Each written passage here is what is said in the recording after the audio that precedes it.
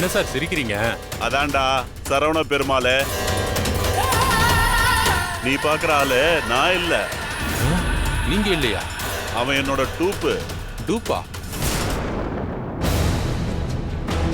என்ன சார் சொல்றீங்க? ஆமாயா. இப்ப நீ பாக்குறிய டூப்பு சரவண பெருமாள், அதே மாதிரி இன்னொருத்தரும் சுத்திக்கிட்டு இருக்கான். அவனையும் பார்த்து நான் ஏமாந்துராத. என்ன சார் நந்தினியை கன்ஃபியூஸ் பண்ணவா இந்த ஏற்பாடு? அதுவும் தான். ஆனா அது மட்டும் இல்ல. அப்படின்னா வேற எதுக்காக சார்? என்னுடைய தற்காப்புக்காகவும் தான். துர்கா இன்னைக்கு தானே எனக்கு நாள் குறிச்சிருக்கா.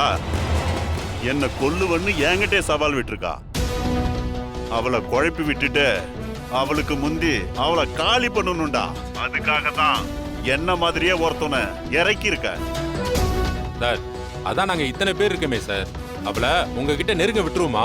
டேய், உங்க மேல எனக்கு நம்பிக்கை இருக்குடா. இருந்தாலும் நானும் முன்னெச்சரிக்கையா இருக்கணும்ல. அது மட்டும் இல்லடா, முடிஞ்சா என் கையாலே அவ கதைய முடிக்கணும். என்ன கொல்லணும்னு சொன்னவள என் கையாலேயே கொல்லணும்டா.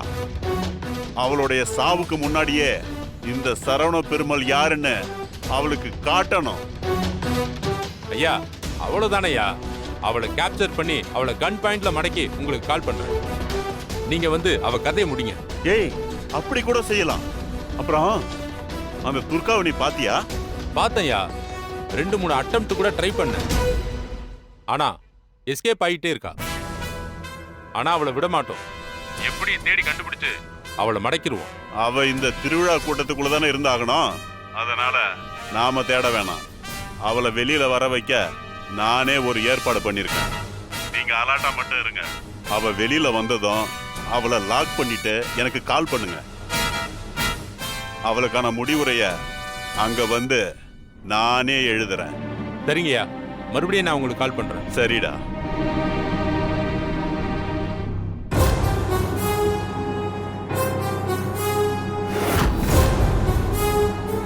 சார், இது என்ன கண்ணு சார்? இது பீகார் ஸ்டேட் கண்ணு. நம்ம ஊர்ல கள்ள துப்பாக்கின்னு சொல்லுவோம்ல, அதுக்கு பீகார்ல தமஞ்சான்னு பேரு. ஒரு ஷாட்டு, ஒரே ஒரு ஷாட்டு உடம்புல அடிச்சா போதும்.